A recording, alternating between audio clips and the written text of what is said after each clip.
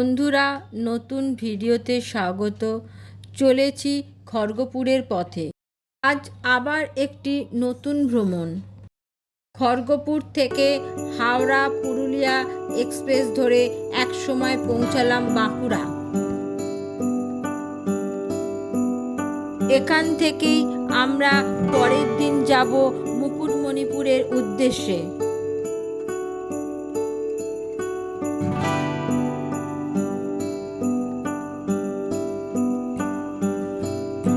Station থেকে একটি টোটো করে চলে এলাম সিনেমা রোডে।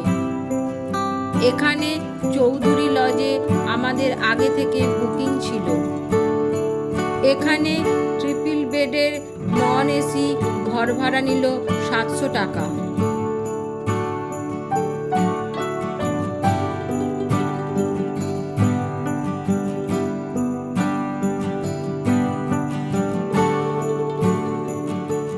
পরের দিন আমরা খুব সকাল থাকতেই বেরিয়ে পড়লাম। মুকুটমণিপুর যাবার জন্য একটি ট্যাক্সি রিজার্ভ করেছিলাম। ট্যাক্সি ভাড়া সারাদিনের জন্য পড়েছিল 2000 টাকা।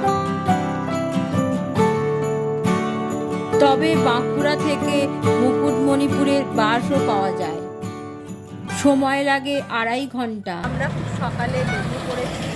আজ আমরা এসেছি বাঁকুড়া, যাচ্ছি মুকুটমণিপুর ঘুরতে।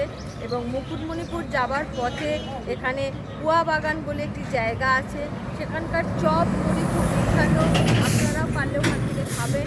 এই চপ মুড়ি আমরা কিনেছি ব্রেকফাস্ট করব বলে। আমরা দাঁড়িয়েছিলাম কুয়া বাগানে একটু ব্রেকফাস্ট করতে। এখানকার মুড়ি ও তেলে ভাজা খুব বিখ্যাত।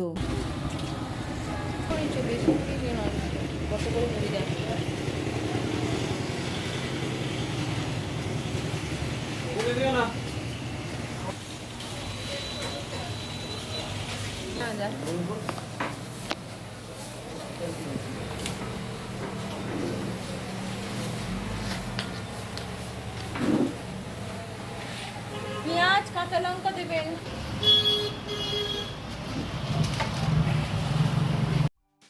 বাঁকুড়া থেকে মুকুটমণিপুর যেতে গাড়িতে সময় লাগে 1 ঘন্টা 20 মিনিট।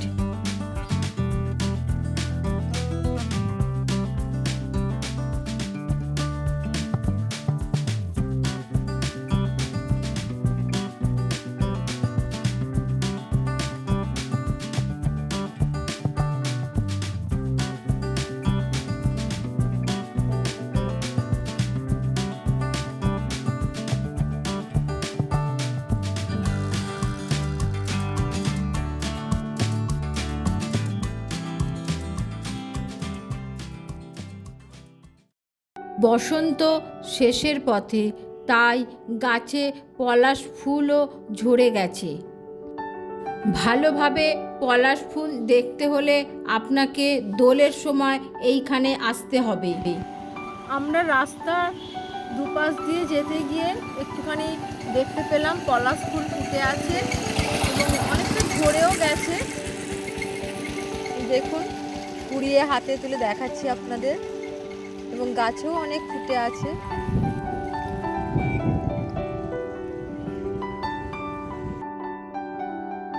আমরা এক সময় পৌঁছে গেলাম মুকুটমণিপুরে। মুকুটমণিপুর ঢুকতেই ড্যামের কাছাকাছি আপনারা অনেক বাজেট হোটেল পেয়ে যাবেন। সেগুলির ভাড়া মোটামুটি 800 থেকে 1000-এর মধ্যে। এখানে দুরকমভাবে সাইট সিন করা যায়, একটি বোটিং করে, অপরটি টোটো করে। বন্ধুরা, আমরা এখানে এসেছিলাম বোটিংয়ের জন্য, কিন্তু ওরা বলছে পুরো ভাড়া পড়বে 1500 টাকা, যে টুরিস্ট খুব কম, সেই জন্য শেয়ারে হচ্ছে না। আমরা আর একটু এগিয়েই টোটোর স্ট্যান্ড থেকে 500 টাকা দিয়ে টোটো করলাম।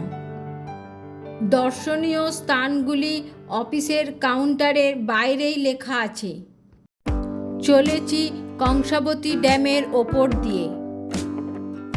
এই ড্যামের অসাধারণ দৃশ্য দেখতে গেলে আপনাকে টোটো বা অটো ভাড়া করতে হবে।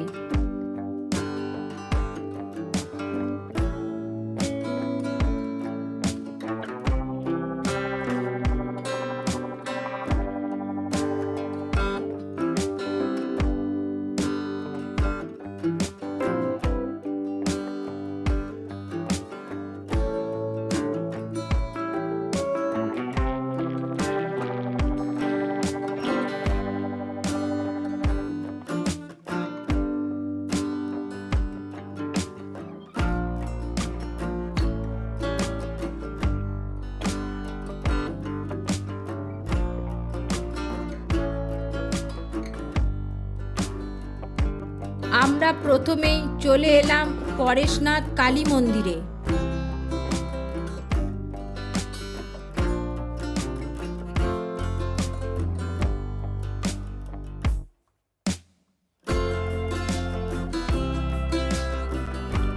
এরপর আমরা রওনা দিলাম কংসাবতী নদী ও কুমারী নদীর সংযোগস্থল দেখতে।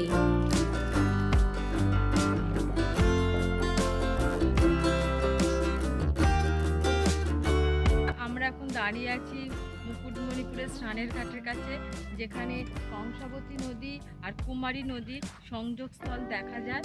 দেখুন, ওই যে ওদিক থেকে যেটা আসছে ওটা হচ্ছে কংসাবতী, আর ওই দিকটা হচ্ছে কুমারী নদী।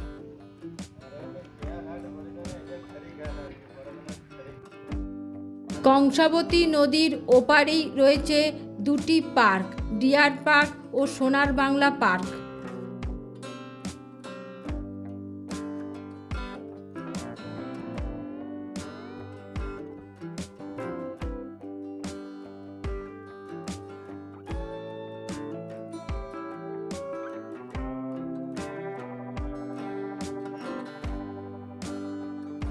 আমরা খেয়া পার হয়ে কংসাবতী নদীর ওপারে পৌঁছালাম। খেয়া ভাড়া পড়ল পার হেড 20 টাকা। স্থানীয় মানুষের সঙ্গে মিশে কংসাবতী নদীর এই নৌকা বিহার বেশ ভালো লাগলো।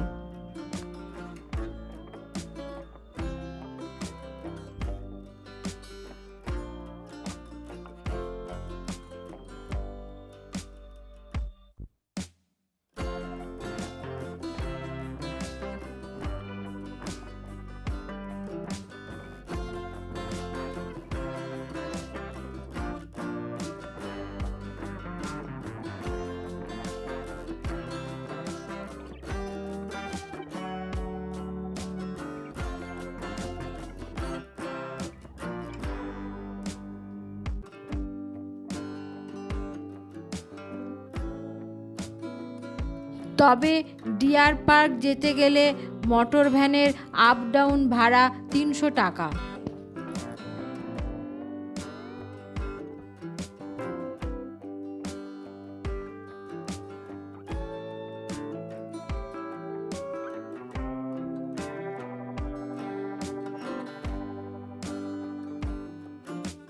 আমরা প্রথমেই পৌঁছলাম সোনার বাংলা পার্কে। এখানে রয়েছে ময়ূর, রাজহাঁস সহ নানা পাখি।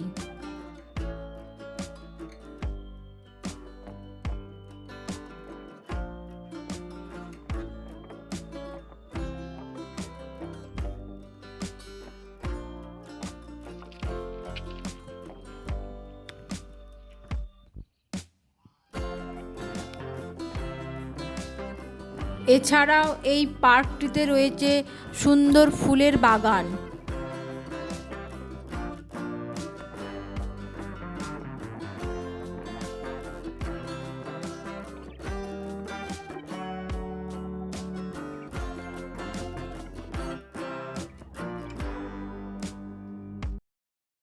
বন্ধুরা, আমরা হেঁটে হেঁটে ডিয়ার পার্কে চলে এলাম। প্রায় 2 কিলোমিটার পথ হাঁটা। তবে এখন হরিণ দেখতে পাবো কিনা জানি না। এখন তো দুপুরবেলা, হরিণকে খেতে দেওয়া হয়। দেখা যাক, যদি দেখতে পাই আপনাদেরকে দেখাবো। তো বিকালের দিকে হরিণকে দেখা যাবে।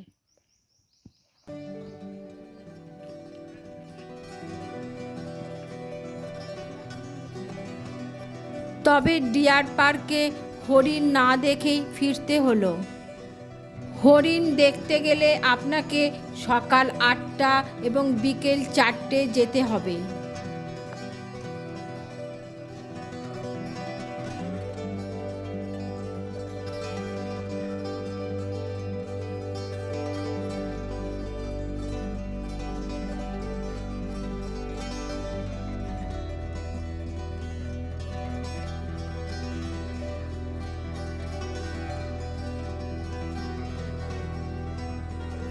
এরপর আমরা আবার চলে এলাম কংসাবতী নদী পেরিয়ে পরেশনাথ মন্দিরে। এটি একটি শিবের মন্দির।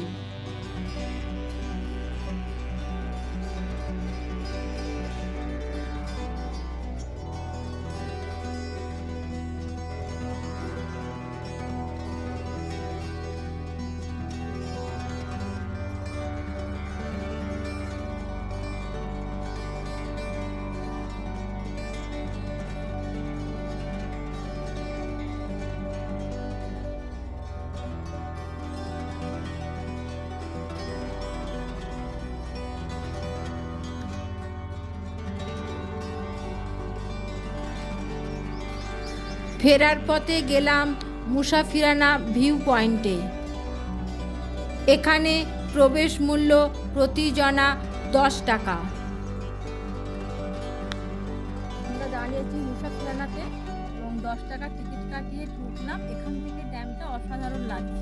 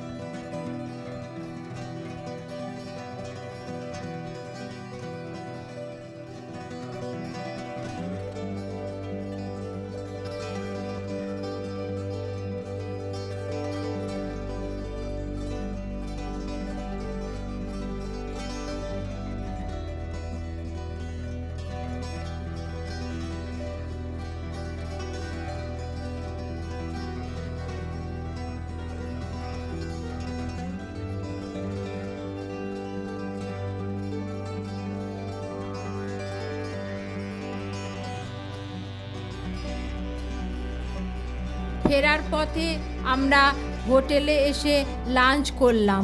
হোটেলটির নাম আশা পরিবার।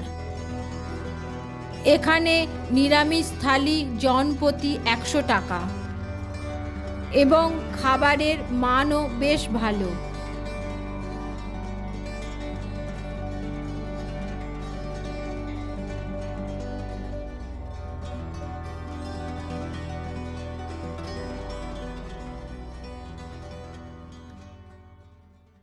আমরা মুকুটমণিপুর ঘুরে একটা হোটেলে উঠলাম। হোটেলটার নাম হচ্ছে আশা পরিবার এবং হোটেলের খাওয়াগুলো ভীষণ সুন্দর, খুব ভালো হোটেল। আমি ডেসক্রিপশন বক্সে হোটেলের ফোন নম্বর দিয়ে দেবো।